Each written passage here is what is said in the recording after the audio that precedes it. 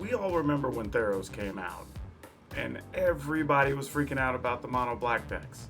Because Grey Merchant was too good, and the life drain was gonna just make standard awful. That lasted all of like 2 weeks. But then some things changed. The format morphed a bit, some control decks came along, and now that got me thinking, do we need to revisit mono black? I think so.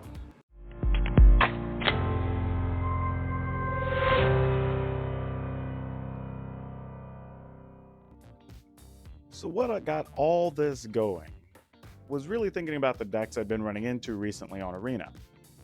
And several of them, especially the mid-range and the control decks, were trying to take advantage of creatures out of the graveyard. Usually in some way using Elspeth Conquers Death, either getting a creature or a planeswalker back, or trying to do something with Uro and get that creature back out of the graveyard. And then I started thinking, well, what could we really play that keeps those things in check while also putting pressure on the opponent? And then I came across Tymaret and started thinking, maybe that's the answer. So with that in mind, let's see what the rest of the deck looks like. Now overall, when you look at the deck, it's not going to look drastically different than other mono black decks you've seen. Just some levers have been pulled a little bit for plus this card, minus that card, and they're really just metagame decisions that were made. But starting at the top, we're playing 3 Duresses. I actually wanted to play 4, but you don't necessarily want to draw them all the time.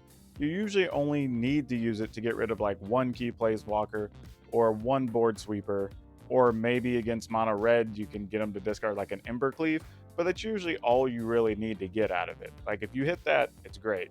Otherwise, you're kind of just taking a card to take it, and the card doesn't have that much value. So we didn't want to overload on them in the main deck anyway, but it's good for what it does. The rest of the 1-drop slots are basically taken up by Order of the Ebon Legion, and the card I'm not super big on, but Gutter Bones. But to be fair, Gutter Bones does fill a decent slot in this deck, really comboing with a couple of things and giving you some flexibility, so we'll get into that a little bit later. Our 2-drop really is Blacklands Paragon, and he's not spectacular in here. Obviously, when you're playing something that's heavy on the knights, it actually has way more value. In this case, it functions somewhat as a kill card just as itself, getting lifelink and death touch, but it does also give you a creature to play as flash speed, which is pretty good, and allows you to keep the pressure up on the opponent. The other 2-drop, obviously, is Tymaret, which obviously we really want in here because he was the catalyst for the deck. So definitely want to play 2 of those. I really wanted to even try to squeeze a 3rd in, but I wasn't sure we wanted to go that heavy with multiple legendary creatures that we can only end up playing 1 of each on the table at a time, because obviously we need to be finding ways to keep the pressure up.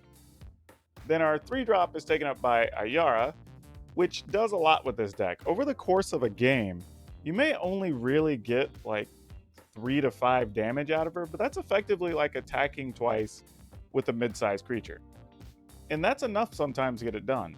I've also used Ayara defensively a couple of times to block, draw a card, and then kind of cycle the Gutter Bones in that way. That you can play Gutter Bones, deal a damage, sacrifice it, draw a card, and it goes back to your hand, and then you can reload it next turn. So when you're searching for a certain thing, say you need a kill card for a planeswalker or a creature, maybe you're hunting for a Murderous Rider, like that's a way to get a couple extra cards in a turn while still dealing damage to your opponent, which is pretty dang nice.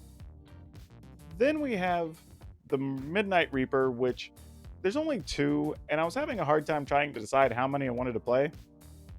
But the truth is, there's a lot of times where if you get them in multiples, they can actually be dangerous for yourself because you get in those critical turns where your opponent alpha strikes and you can't even afford to block with everything because you risk killing yourself. So you don't necessarily want that scenario. And there's other times too where more often than not you're going to want to be playing an Ayara or killing something with a Murderous Rider, most likely on turn 3. So you don't want to dedicate too much to that. Or I say that, but the deck also has a Rotting Regisaur, which we're going to get to in a second. So in general, it's a good card. It still does some things. It's great to give you protection against board sweepers. Like we said, we have Murderous Rider, which is the best kill card we can play really in this deck because it gives you a creature while also letting you destroy planeswalkers or threats that are in the way, which is pretty nice. And the big bad Rotting Regisaur at 3. And, the Rotting Regisaur is that card that, like, it's still just so big you can't ignore it. And if you're playing a black aggro deck, you kind of just are priced into playing it. And can't really complain too much either. It does what it does really well. And truthfully, if it goes unanswered for more than 2 turns, you're probably going to win anyway, because you put your opponent in a position where they have to deal with the Regisaur, and your other creatures kind of go ignored for a little while. So that always works out well. And if they do kill it, fine. Your whole game plan isn't based on it. It's just another way to get things done.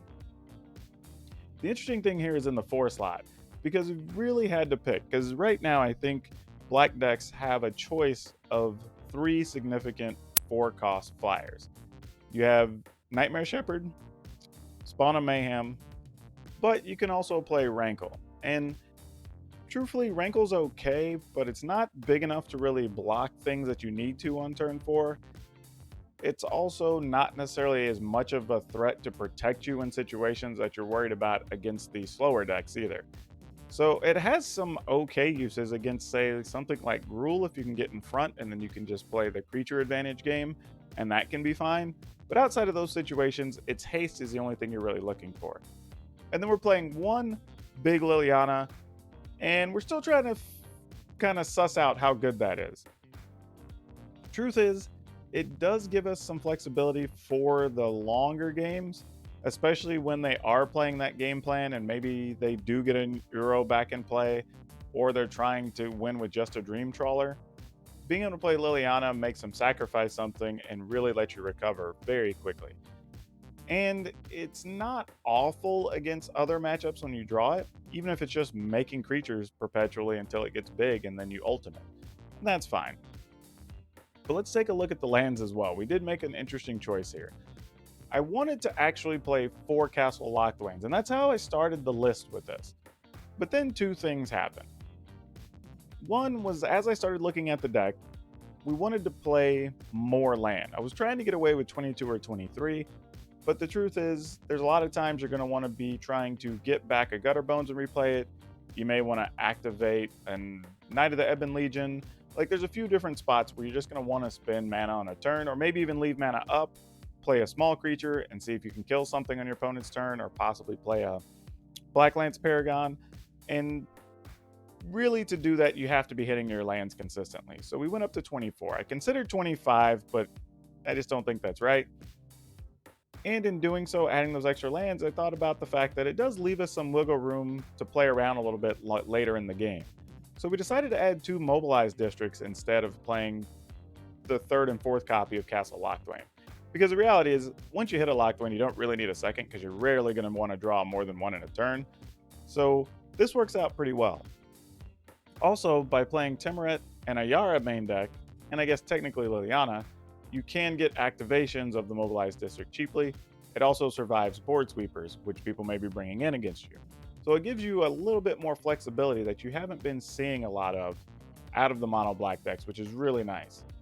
And with the deck not being so heavy on having to have all of those black pips, you actually can get by okay, surprisingly. The sideboard is fairly easy and straightforward to figure out. There's a lot of choices that just had to be made to decide, where we wanted to be weaker or not. Originally, this sideboard started out with Grafdigger's Cage in, but I opted to pull it.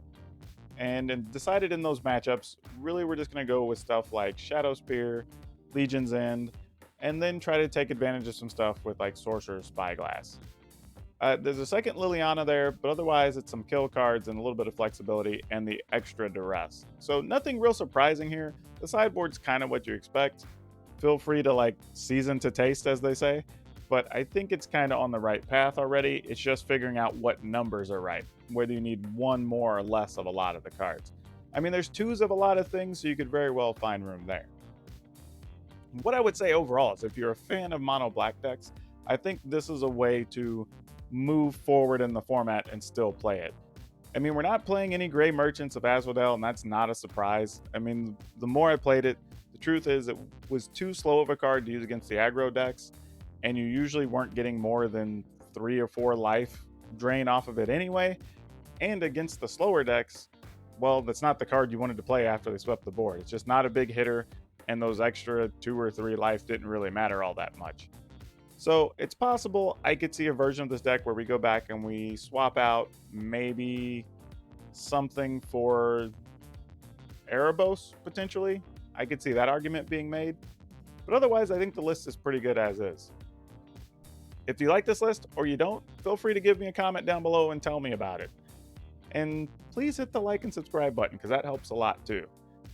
But yeah, just let us know what you think and give it a run. It's actually a pretty fun build. Till next time.